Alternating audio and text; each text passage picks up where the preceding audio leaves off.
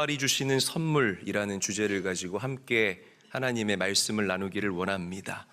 미국의 유명한 마술사였던 헨리 후디니라는 분이 계십니다. 이분은 특기가 탈출이 특기였는데요.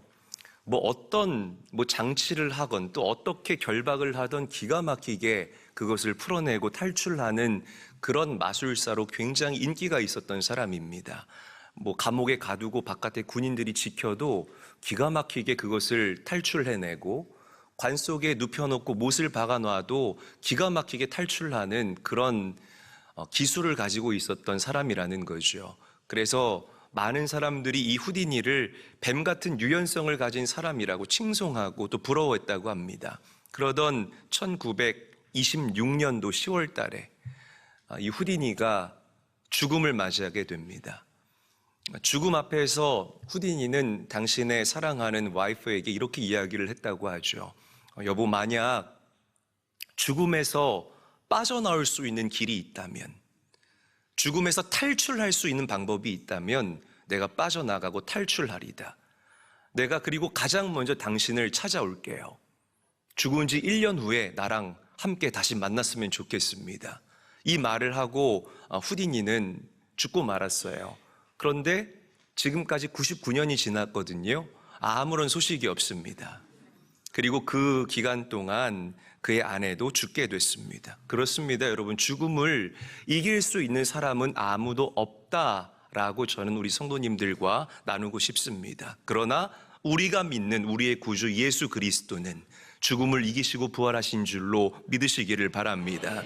오늘은 부활주일입니다. 우리가 믿는 예수가 누구입니까? 하나님께서 이 땅에 보내신 유일한 구원자가 되시고 우리의 그리스도가 되십니다. 하나님 본체이지만 여러분들을 공감하시기 위해서 인간의 몸을 입고 이 땅에 오셨습니다. 그래서 우리는 그 예수 그리스도를 하나님의 아들이라고 부릅니다. 예수님은 십자가에 달려 죽으셨죠. 예루살렘에 많은 사람들이 목격하는 가운데에서 실제로 십자가에 달려 죽으셨습니다. 그리고 유대인의 관습대로 무덤에 묻히셨습니다. 그러나 무덤에 묻힌 지 사흘 만에 예수님께서는 죽음을 이기시고 부활하셨다라는 이 진리를 믿으시기를 바랍니다. 지금도 살아계십니다. 할렐루야. 하늘 보좌 우편에 앉아 계시고 지금도 여러분들을 불꽃과 같은 눈동자로 바라보고 계시며 우리 인간의 역사를 주도하시고 우리를 통치하시고 우리를 다스리시는 우리의 왕이 바로 우리가 믿는 구주 예수라는 것입니다.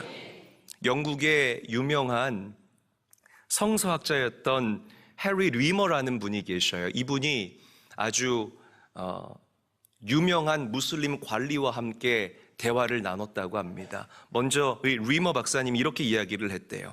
우리는 하나님께서 성경을 통해 당신을 계시하시고 당신을 드러내시고 당신을 나타낸다라는 진리를 믿는 사람들입니다. 그러자 이 무슬림 관리도 지지 않고 이렇게 이야기를 했다고 합니다. 우리도 하나님께서 코란을 통해서 당신을 계시한다고 믿는 사람들입니다. 그러자 리머 박사가 다시 한번 강조했다고 합니다. 우리가 믿는 예수 그리스도는 우리를 구원하시기 위해서 우리의 모든 죄를 다 짊어지시고 십자가에 달려 죽으셨습니다. 그러자 이 무슬림 관리도 지지 않고 또 목에 핏대를 세우면서 이렇게 얘기했다고 합니다. 우리가 믿는 마호메트도 우리 무슬림들을 위해서 죽었습니다. 이렇게 이야기를 하더래요. 그러자 리머 박사님이 또 이렇게 이야기를 했다고 합니다. 우리가 믿는 예수 그리스도는 죽음을 이기시고 부활하셨습니다. 그리고 그 예수를 믿는 모든 성도들도 부활할 것을 우리는 믿습니다. 자, 그러자 이 무슬림 관리가 조금 기어 들어가는 목소리로 이렇게 이야기를 하더래요. 우리는 죽음 이후에 관해서는 아는 것이 아무것도 없습니다. 라고 이야기를 하더랍니다. 여러분, 그렇습니다. 우리가 믿는 기독교 신앙은 예수 그리스도의 십자가와 그리고 그분의 부활 사건 위에 세워져 있는 견고한 믿음의 세계라는 사실을 믿으시기를 바랍니다. 우리의 모든 죄악을 다 담당하시고 짊어지시고 십자가에 달려 죽으신 그 예수님께서 죽음을 이기시고 사흘 만에 부활하셨다라는 것, 이것이 믿는 모든 자에게 큰 기쁨이요 큰 감사의 가치가 되어야 할 줄로 믿으시기를 바랍니다. 그래서 여러분, 유명한 그 C.H. 도드라는 성서학자는 또 이런 이야기를 했어요. 잘 들어보세요. 굉장히 중요합니다. 부활신앙은 교회 안에서 생겨난 것이 아니다. 다시 강조합니다. 부활신앙은 교회 안에서 생겨난 것이 아니다. 막연히 예수를 그리워하는 사람들이 만들어낸 것이 아니고 예수를 환상 가운데 지어낸 것이 아니다. 오히려 교회를 존재하게 만든 것이 바로 이 부활의 신앙이다. 무슨 말입니까? 교회가 부활신앙을 지어내거나 꾸며낸 것이 아니라 예수께서 실제로 십자가에 달려 죽으시고 그 죽음을 이기시고 부활하셨기 때문에 그 진리 위에 견고한 교회가 세워졌다라는 것입니다. 믿으시면 아멘 합시다. 그래서 여러분, 예수 그리스도의 몸된 지체인 여러분들의 인생이, 여러분들이 하나하나가 모여져서 주님의 몸된 교회를 이루지 않나요? 그리고 여러분들 개인 안에 하나님의 성령이 거하시기 때문에 여러분들 한 사람 한 사람이 움직이는 주님의 교회라는 사실을 믿습니다. 그래서 우리의 인생이 의미가 있는 거예요. 아멘. 여러분, 기독교는 단순한 도덕이나 사상 체계가 아니에요. 기독교는 구원과 부활의 신앙이라는 것. 옆 사람과 인사합니다. 기독교는 구원과 부활의 신앙입니다. 인사하겠습니다. 정말 우리를 구원하기 위해서 예수를 내어주신 그 하나님의 놀라우신 사랑도 너무나 감사하지만 죽음을 이기시고 부활하신 예수 그리스도의 그 놀라운 생명력 또한 참 놀라운 일이다. 그래서 그 부활의 능력을 우리가 사모해야 된다. 여러분, 믿으시기를 바랍니다. 자, 오늘 본문 말씀은 우리에게 4가지의 이야기를 들려주고 있습니다. 예수께서 부활하지 못하셨다면 어떻게 되었을까? 라는 질문을 던지고 그에 대한 부정적인 4가지의 답변을 오늘 본문이 이야기를 해요. 첫 번째, 우리가 전파하는 것이 헛것이 될 것이고 우리의 믿음도 헛것이 될 것이고 우리는 여전히 죄 가운데 살아가게 될 것이고 예수를 믿으라고 이야기하는 여러분들의 증언도 거짓 증언이 될 것이고 죽음 이후에 우리의 인생은 아무런 의미가 없을 것이다라고 오늘 성경은 저와 여러분들에게 이야기합니다. 그러나 예수께서 부활하셨기 때문에, 할렐루야, 죽은 자 가운데서 살아나셨기 때문에 이 4가지의 부정적인 답변이 완전히 뒤바뀌게 됐다라는 거죠.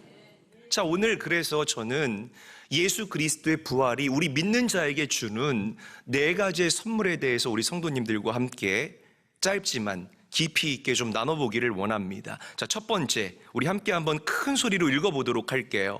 시작. 다시 한번 더 크게 읽어봅시다. 시작. 여러분, 죄사함이 굉장히 중요합니다. 이 죄사함에 대한 은혜를 누리지 못한다면 여러분들의 인생은 아무런 의미가 없습니다. 여러분들의 배움도 의미가 없고 여러분들이 가지고 있는 물질도 의미가 없고 아무것도 의미가 없게 됩니다. 여러분, 죄사함의 은혜는 우리가 우리 인생 가운데 끼워야 할 우리 인생의 첫 단추가 된다라는 거죠. 예수를 믿는 믿음으로 우리의 모든 죄가 해결되었다. 아멘. 옆 사람 한번 바라보세요. 죄사함 받은 얼굴인가요? 나라 잃은 얼굴들하고 아멘 아멘 하고 있는데 도저히 설교를 못 하겠어요. 죄사함 받았다는 거 기쁘지 않으세요? 근데 왜 아멘? 왜 이렇게 심각하세요, 여러분? 죄사함 받았다는 것은 큰 기쁨입니다. 정말 여기다가 이름표를 달고 다녀도 될 정도로 우리가 자랑할 만한 일이라는 거예요. 죄사함 받은 이재일. 이렇게 달고 다녀도 이게 정말 이상하지 않는 그 정도의 무게와 그 정도의 가치라는 것입니다. 자, 우리 말씀 한번 읽어볼게요. 고린도전서 15장 17절 말씀 함께 읽습니다. 시작. 그리스도께서 다시 살아나신 일이 없으면 너희의 믿음도 헛되고 너희가 여전히 죄 가운데 있을 것이요. 자, 그런데 보세요. 살아나신 일이 없으면이라고 했는데 예수님께서는 살아나셨잖아요. 그렇기 때문에 우리는 죄의 사함의 확증을 얻게 된 줄로 믿으시기를 바랍니다. 모든 심판과 저주에서 해방되었음을 믿으시기를 바랍니다. 지옥에 갈 수 없는 존재예요. 예수 믿고 구원받은 사람들은 가고 싶어도 갈 수 없는 존재가 바로 저와 여러분들이라는 거죠. 그러면 예수 믿다가 죄를 지으면 어떻게 할까요? 막 이런 궁금증들이 있잖아요. 우리는 심판의 대상이 아니지만 하나님께서 여러분들을 돌이키시기 위해서 여러분들을 징계하십니다. 부모가 자녀를 훈육하고 때로는 매를 들어서 그 자녀를 올바른 길 위에 올려두듯이 우리는 심판의 대상은 아니에요. 그런데 하나님께서 여러분들을 징계하심으로, 말씀으로 깨닫게 하심으로, 기도하는 중에 찬양 가운데 어떤 특별한 사건을 통하여서 돌이켜 회개하게 하시고 주님 안으로 돌아오게 하신다는 것입니다. 어떤 목사님들은 그래요. 예수 믿다가 타락하면 지옥 간다. 여러분, 아닙니다. 그렇지 않습니다. 그 어떤 것도 우리를 사랑하시는 하나님의 사랑에서 우리를 끊어낼 자가 없습니다. 할렐루야. 예수 믿다가 타락하면 하나님께서 우리를 징계하신다는 것 알고 계셔야 됩니다. 자, 두 번째 우리 함께 한번 보도록 하죠. 한 목소리로 읽습니다. 시작.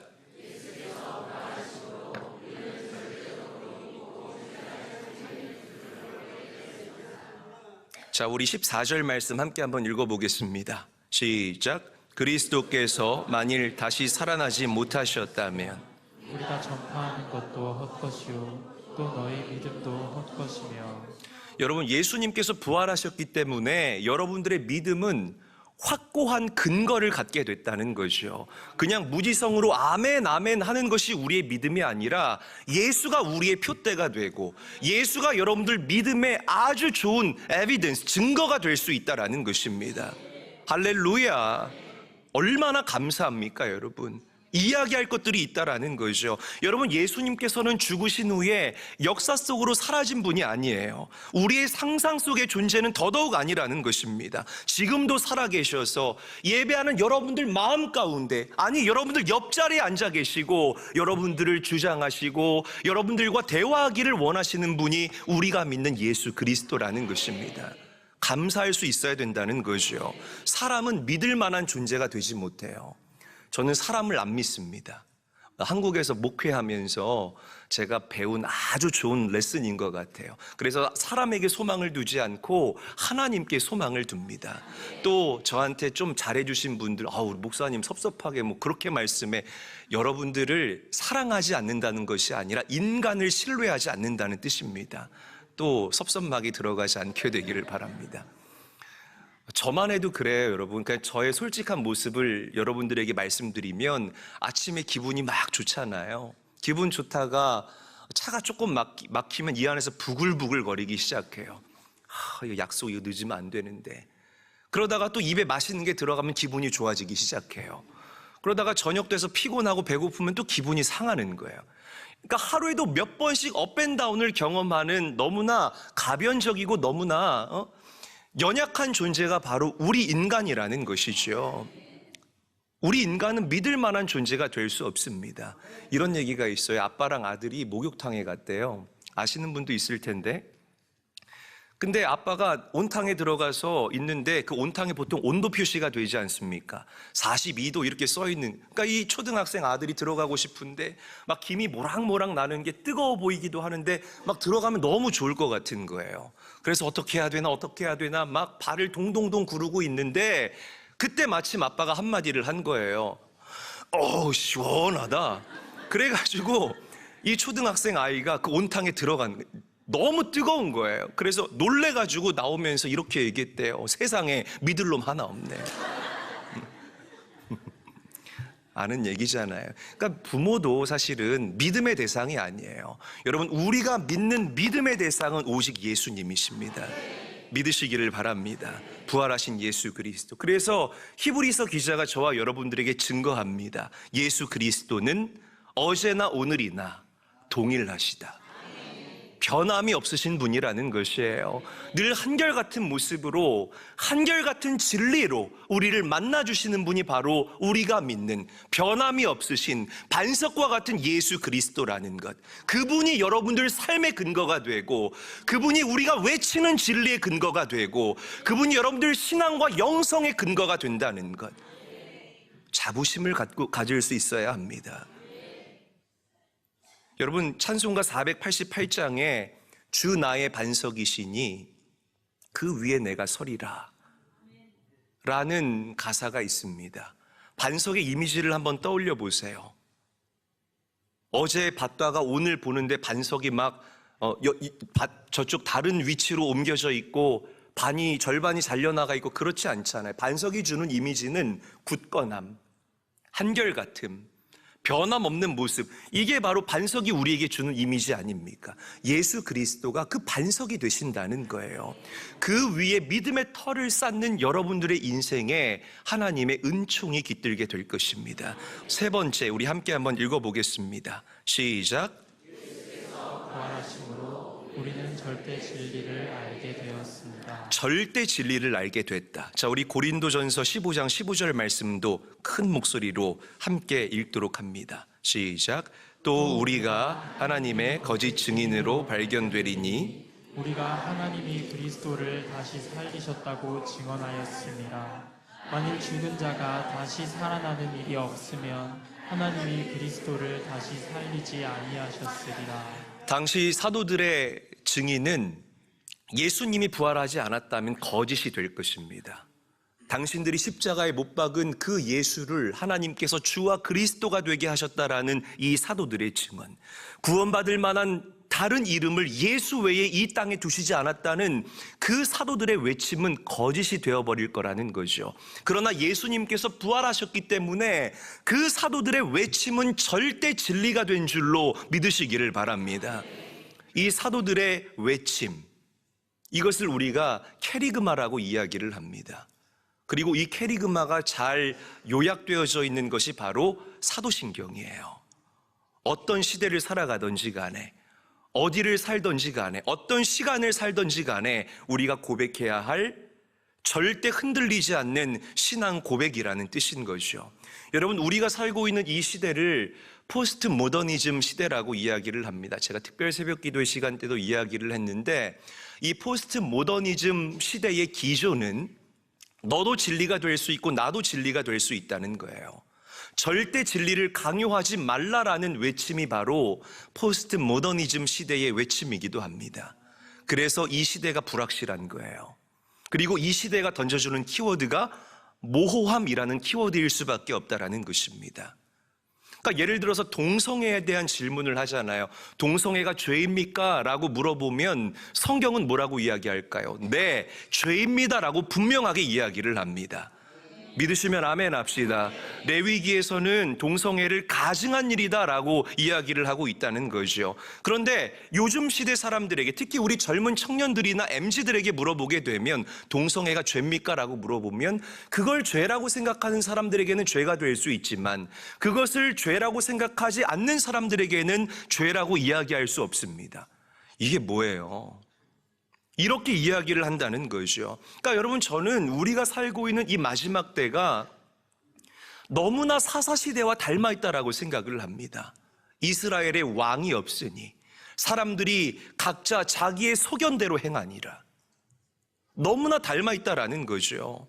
여러분, 사람들이 아무리 아니라고 부정해도, 유일한 진리가 없다라고 이야기를 해도 그렇지 않습니다.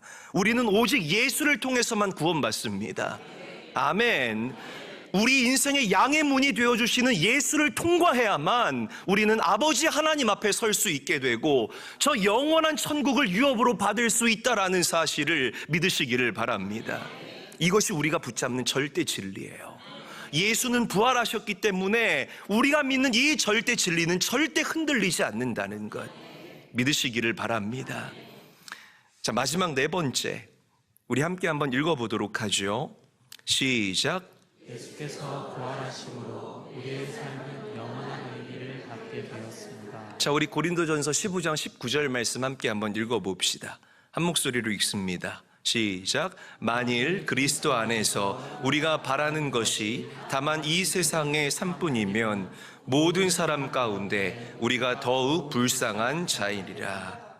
여러분, 예수님께서 부활하지 않았다면 우리가 매 주일 드리는 이 예배가요, 얼마나 헛된 것인지, 우리가 하는 이 행동들이 얼마나 불쌍한 일인지 아마 여러분들도 동의하실 겁니다. 제가 이번 안식월을 계획하면서 가장 먼저 뭘 했게요? 교회를 찾았어요. 저도 예배 드려야 되잖아요.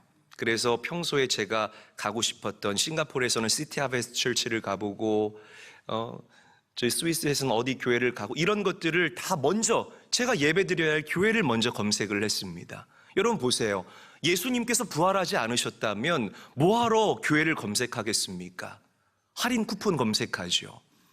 이번에 할인 쿠폰 검색하다가 아주 시간을 얼마나 많이 썼는지 모르겠어요. 그러니까 여러분 보세요. 이 예수가 부활하지 않았다면 여러분들의 헌신, 여러분들의 땀방울, 여러분들의 눈물, 이런 모든 것들이 헛된 것에 불과할 것이라는 거죠. 그러나 예수님께서는 죽음을 이기시고 부활하셨기 때문에 우리의 예배가 의미가 있고, 하나님을 위한 우리의 헌신과 우리의 인내와 우리의 땀방울과 여러분들의 그 눈물이 너무나 큰 상급이 된다는 것입니다.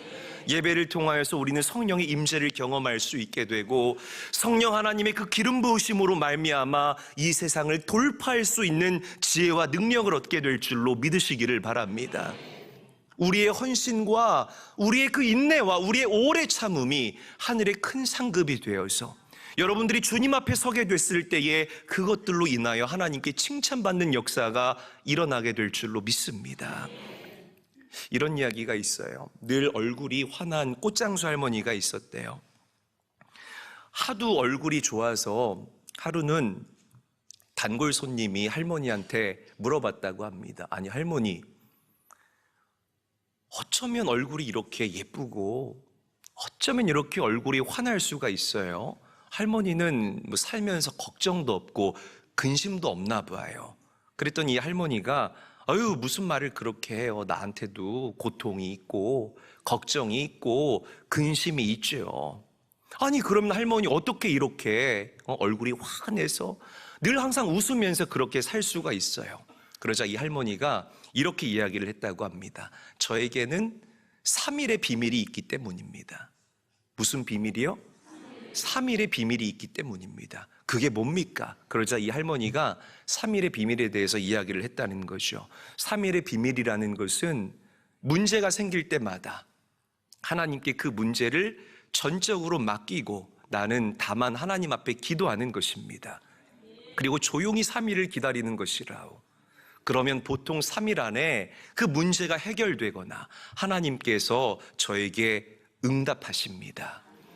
때로는 3일 안에 문제가 해결되지 않을 때도 있지만 기다리면 때를 따라서 반드시 나를 처방하시고 나에게 응답하시는 그 하나님을 내가 신뢰하기 때문에 나는 언제나 기쁘고 감사할 수 있는 것이랍니다. 이렇게 이야기를 했다는 거죠. 여러분, 부활하신 주님께서 여러분들과 함께 계십니다. 아니요, 아예 여러분들 그 심령을 당신께서 거하시는 그 전으로 삼으시고 지금 우리 성도님들 안에 내주하고 계시는 줄로 믿습니다. 이 예배 가운데도 성령 하나님께서는 여러분들에게 계속해서 감동하시고 말씀하신다는 거죠. 그 음성에 귀를 기울이시면서 순종할 수 있는, 그래서 기쁘고 행복하게 살아갈 수 있는 우리 사랑하는 제일교회 모든 성도님들이 되시기를 주님의 이름으로 간절히 축원합니다. 말씀을 정리하겠습니다. 예수님의 부활은 우리에게 4가지의 큰 선물을 주셨습니다. 죄사함의 은혜, 절대 믿고 신뢰할 수 있는 구원자 예수 그리스도, 우리가 믿을 수 있는 영원한 진리, 그리고 우리의 삶에 영원한 의미를 부여해 주셨다는 것. 여러분, 이 진리를 믿으시면서 붙잡으시면서 부활하신 예수 그리스도의 소망을 품고 살아갈 수 있는 건강한 성도들, 하나님을 기쁘시게 할 수 있는 성도들이 될 수 있기를 주님의 이름으로 간절히 축원합니다.